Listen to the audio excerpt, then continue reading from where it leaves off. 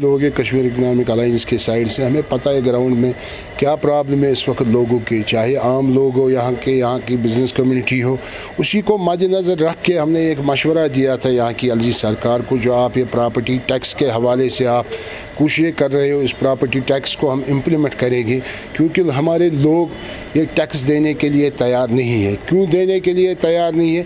Financially हमारे लोग इस वक्त ठीक नहीं है बेचारे, बेरोज़गारी बहुत है कश्मीर में। इसीलिए हमने जो मशवरा दिया था यहाँ से कश्मीर इकनॉमिक अलायंस की तरफ से, कल मुझे सुनने में आया सरकार ने ये प्रॉपर्टी टैक्स के हवाले से जो भी नोटिफिकेशन थी, चाहे वो होम डिपार्टमेंट से थी या स्टेट गवर्नमेंट की तरफ से थी, उस नोटिफिकेशन को वापस लिया गया एलजी सरकार की तरफ से। मेरे ख्याल से बहुत अच्छा कदम है। मेरे ख्याल से ये फील हुआ यहाँ की एलजी सरकार को, पिछले 30 सालों से हमारी बिज़नेस कम्युनिटी यहाँ पर सफ़र कर रहे हैं, हमारे लोग यहाँ पर सफ़र कर रहे हैं।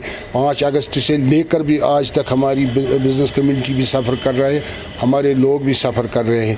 क्योंकि मैंने इससे पहले भी आपके वसादत से एलजी सरकार को ये कहना चाहा, क्योंकि कुछ ब्यूरोक्रेट है जो गलत मशवरे देते हैं किसी जगह, क्योंकि अगर उस चीज़ पे अमल करेंगे मेरे ख्याल से यहाँ की सरकार अच्छी बात नहीं है, सरकार के सेहत के लिए भी ठीक नहीं है और यहाँ के लोगों के सेहत के लिए भी ठीक नहीं है। मेरे ख्याल से अच्छा कदम है अगर ये फैसला वापस लिया गया। मेरे ख्याल से यहाँ के लोगों ने राहत की सांस ली। मेरे ख्याल से जब उन लोगों ने ये सुना होगा ये अब फैसला वापस लिया एलजी सरकार ने, यहाँ के लोगों ने राहत की सांस। एक्चुअली देखिए, दूसरा प्रपोजल है यहाँ का सरकार का इलेक्ट्रिसिटी के हवाले से, ये प्राइवेट कंपनियों को हमें पावर देंगे। मेरे ख्याल से यहाँ के लोगों के पास उतनी कैपेसिटी नहीं है। आपको पता है दिल्ली में क्या पोजीशन रहती है पावर के हवाले से। जो प्राइवेट कंपनियाँ वहाँ की पावर को हैंडल कर रहे हैं अपने तरीके से, हर एक गरीब आदमी को 4000-5000 के हवाले से फ़ीस आता है। उस पर भी सरकार को सोचना चाहिए, अभी वो वक्त नहीं है ये पावर हम प्राइवेट कंपनियों को देंगे, उसके बाद वो मनमानी हिसाब से रेटें डिसाइड करेंगे फ़ीस के हवाले से, किसी को 5000 किसी को 10,000। मेरे ख्याल से सरकार ने जिस तरह से प्रॉपर्टी टैक्स पे सोच विचार करके इस फैसले को वापस लिया, उसी तरीके से जो पावर का मसला आता है प्राइवेट कंपनियों को देने के लिए, इस फैसले को भी मेरे ख्याल से सरकार को वापस लेना चाहिए, क्योंकि लोग इस कैपेसिटी में नहीं है अभी वो पावर के हवाले से 5000-6000 फीस दे सकते हैं। रही बात जो अब जो माइनिंग हो रही थी, कम से कम 200 ब्लॉक थे यहाँ पर मुख्तलिफ सेक्टरों में, चाहे पत्थर के हवाले से हो, स्टोन क्रशर के हवाले से हो, सैंड के हवाले से हो, हमारे लोकल लोग उसमें काम कर रहे थे। कम से कम लाखों के तादाद में वो काम कर रहे थे वहाँ पर बेचारे।